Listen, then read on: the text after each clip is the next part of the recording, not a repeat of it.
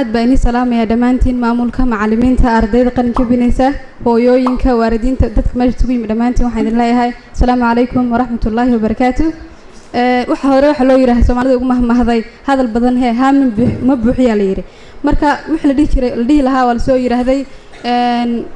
dhan kasta waa laga soo hadlay kuliyadu waxay tahay ardaydu waxay barteen qaabka u shaqeeyaanin cilmiga xambaarsan yihiin dhammaan waa laga soo wada hadlay macallimiinta iyo dhakhaatiirtii horeysay ayaa ka soo hadashay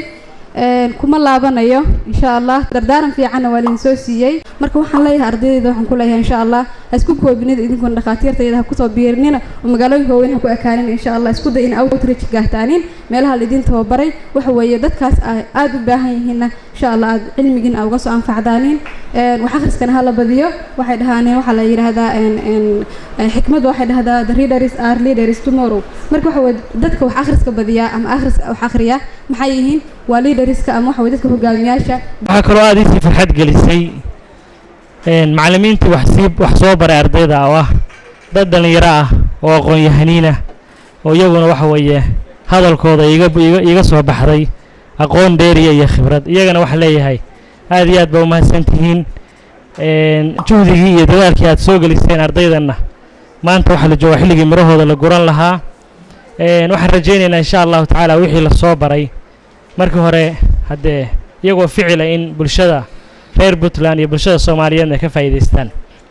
inta kadib maanta waa maalin farxadeed waxa ii muuqdo hooyooyin badan oo faraxsan waxa ii muuqdo asxaab badan oo faraxsan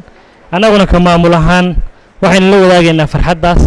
waxaan leeyahay mar labaad iyo mar saddexaad baa hambaliyo maanta waa maalinteeni laakiin waxba inaan ka hakranayn baan ballan qaadanaa waa ku faraxsanahay muddooyinkan dambe meelaha ardayda ku qalin jabinayso ma gooyo sababta waxaan garanayaa ardaygu wuxuu u baahan yahay maalintaas in laga qayb qaado aad iyo aad baa ugu faraxsanahay anuu reer Boostood baan wada garanaysaan markaan jaamacadda soo dhameystay 2008 13 bilood baan baaga muddo ah waan dalka joogay aan waliba Boosaaso joogaan meelna aan uga bixin duruufo badan baa ku soo maraya mararka qaarkood waxa ka dhici karta in adigoo aqoon leh wax soo bartay shaqo la'aantu marka ka tira badato in fikirkaagu xataa uu si kale u noqdo hase haatee wax lagu gudbi karaa hal wax oo kaliya qofku inuu Ilaahay ku xiran yahay cabsida Ilaahayna yaqaano dhalinyaro u badan tihiin taas waan ku dhiirigelinayaa shaqaduna way imaanaysaa maalinba bay imaanaysaa 13 bilood aan baaga muddada ha kadib wixii ka dambeeyay waxaan u malaynayaa 3 bilood ma shaqo la'aan marka way isku furaysaa xataa waxaan tagay dal shisheeye waxa weeye 2 bilood markaan joogay kadib waa shaqaynay marka qofka binaadamka wixii caraf Ilaahay u qoray waa yimaayo laakiin waxaynu ku dhiirigelinayaa in aydan niyad jabin in mar walba aad haataan dad awood leh karti leh soo jeeda waxa aad ugu muhiimsan oo dalka kan u baahan yahay waxa tahay haddii aad noqotaan shaqaale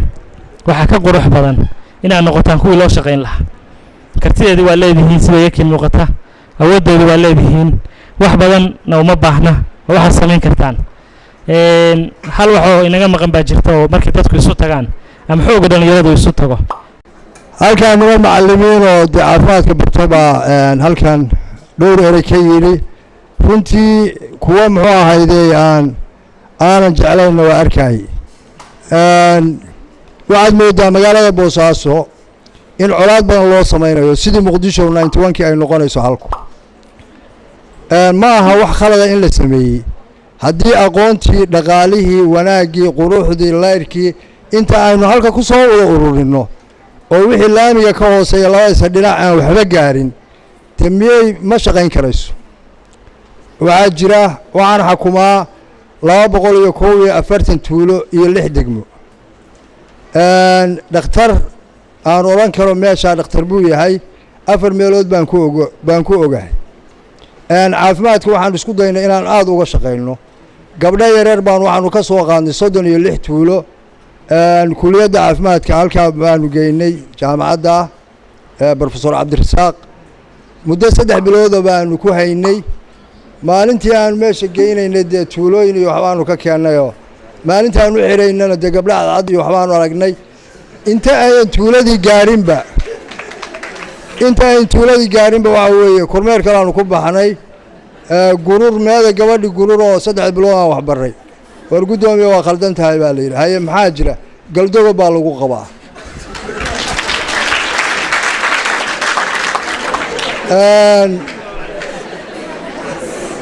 marka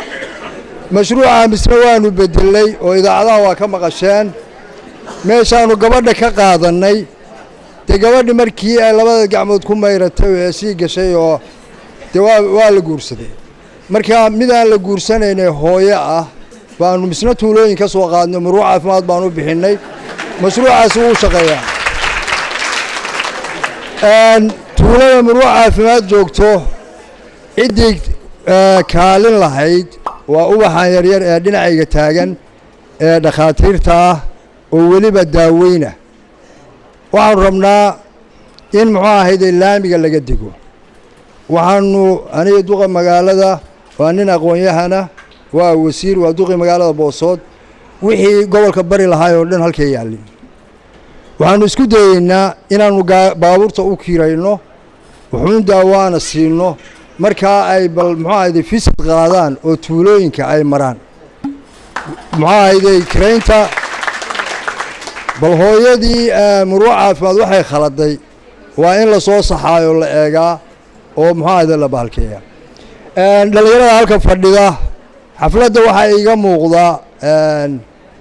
qofku waa maalinta qofka bini aadanka ah inkastoo aynu systemka aynu kala duwannahay annaga system maraykana uu ahaa maalinta qofka bini aadanka ama maalinta igu naxdin badnayd bay ahayd maalintan qalin jabinayay welina waan xasuustaa sababtu waxay tahay intaas oo barofesor oo nintin lagu arko uusan jirin oo 1 meelood laga keenay waa buug halkaa la imaanaysaa 5 buugna waa qaybinaysaa su-aashay rabaan bay ku weydiinayaan dib wax ka naxdin weyn waxaad og tahay markiiba waxaad og tahay ragga halka kuu soo fadhiya oo mustaqbalkaaga ku xiran inay ka aqoon badan yihiin macalinkaagii kuma jiro waxaa laga yaabaa dhiinkii iyo associate dhiinkii inay ku jiraan laakiin cid kale aanu ku jirin laakiin iminka si farxad leh baa muxuu ahayde ardaygu u qalin jabinaya isagoo TC soo dhameeyay isagoo aan dhib qabin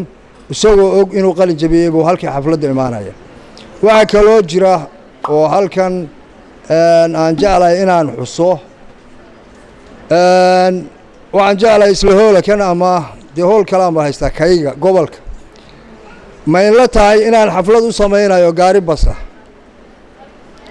miyaad u malayn karaysaan gaari basa dee waxba ma joogo 6,000-7,000 buu joogaa soo ma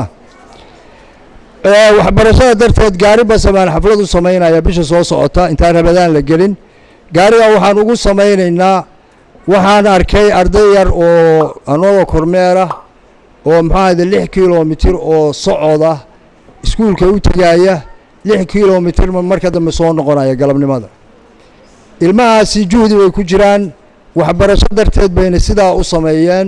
waa 3 tuulo tan dhaxaa markaa waxa ugu yaala dugsigii labada kale min 6 kilomitir bay u jiraan ardayda waxaan isweydiiyey in badan in aan muxuu ahayde bal maxaan u qaban karaa gabadha ka duwan bas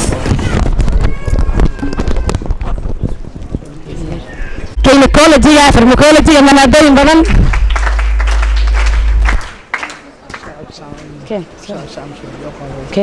waxaa ugu dhiibanaa isaguna doctor maxaa cabdikariim oo haynaynaa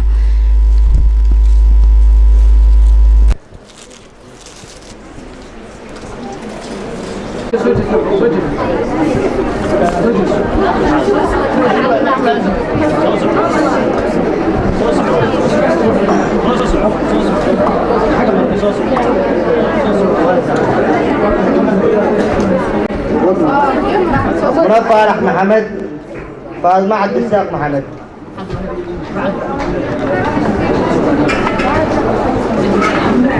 محمد